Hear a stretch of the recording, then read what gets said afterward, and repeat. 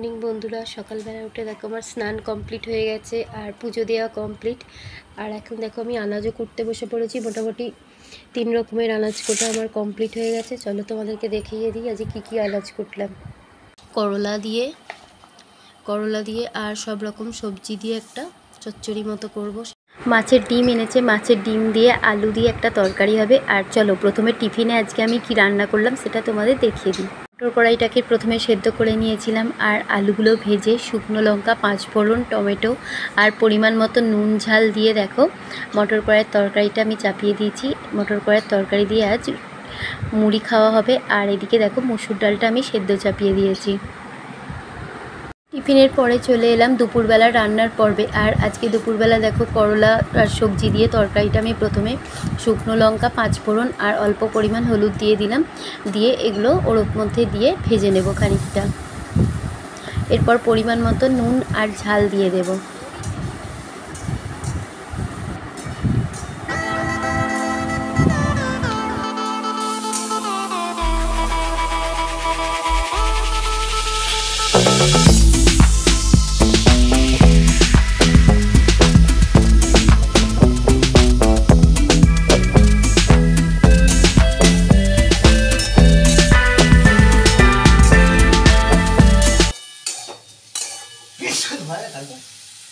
আমি রান্না করছি আর তোমাদের দাদা দেখো একদিকে মিক্সিতে ধনে জিরেটাকে গুঁড়িয়ে নিচ্ছে ভালো করে, তাই তোমাদেরকে একটু দেখিয়ে দিলাম।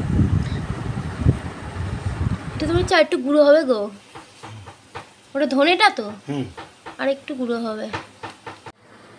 তোমাদের দাদার ধনে জিরে গুঁড়ো দেখাতে দেখাতেই দেখো আমার এখানে সবজি দিয়ে যে করলা রান্নাটা করছিলাম সেটা হয়ে গেছে। এরপরে দেখো আজকে মাছের ডিম এনেছে, মাছের ডিমের বড়া হবে।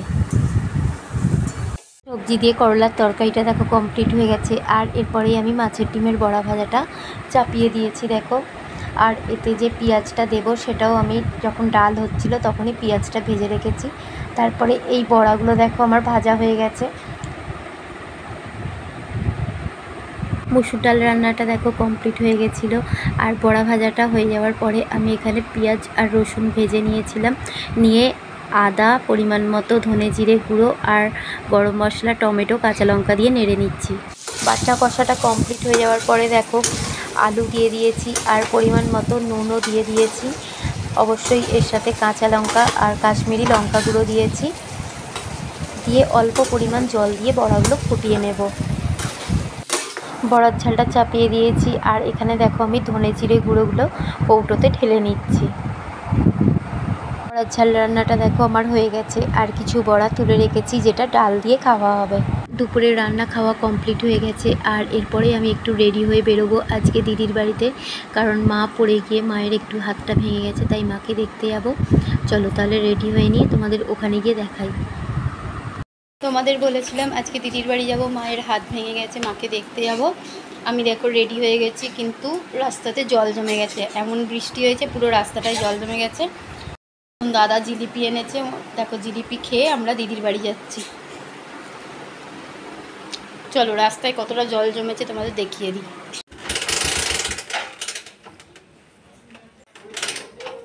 সেই জল মারিয়েই যেতে হবে, জলের জন্য যেতে পেলাম না, কপালে জল মারিয়ে যাওয়াই আছে।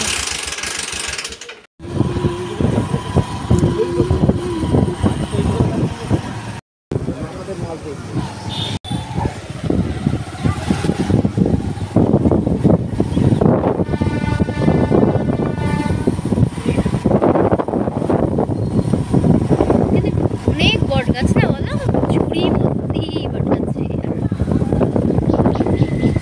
আজকে যেহেতু রথযাত্রা তাই দেখো রাস্তায় যেতে যেতে অনেক রথই আমরা আজকে দেখতে পেলাম। আর এখানে দাঁড়িয়ে আছি, অবশ্য আনাজ নিচ্ছি না, এরই উল্টো দিকে দাঁড়িয়ে দেখো তোমাদের দাদা এখন জিলিপি নিচ্ছে আর পাঁপড় ভাজা নিচ্ছে ও বাড়িতে নিয়ে যাবে বলে। আর একটা বেশ বড় রথ যাচ্ছে, সেটাও তোমাদেরকে দেখিয়ে দিলাম।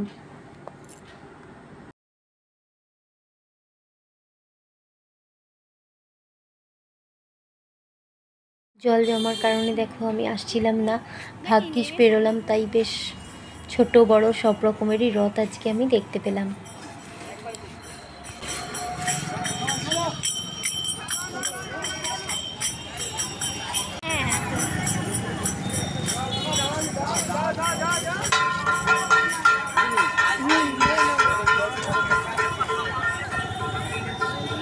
চলো এমনিই চলে যাবে।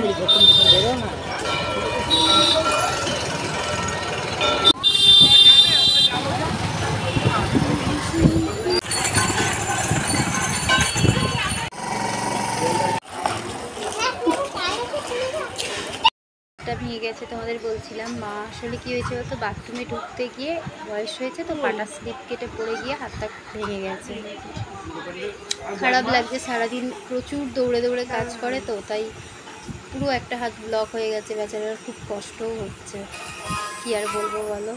আমারও ঠিক আজ থেকে প্রায় 2-3 বছর আগে আমারও পা ভেঙেছিল। আমি টুলে উঠে ধপ করে পড়ে গিয়ে পা ভেঙে গেছি।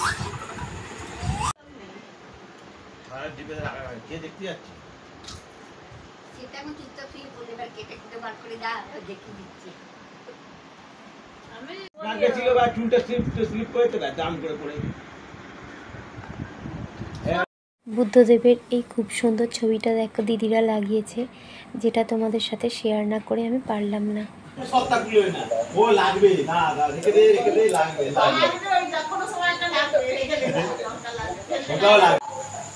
দিদির একটা ভিডিও থেকে দিদি রান্না করছে।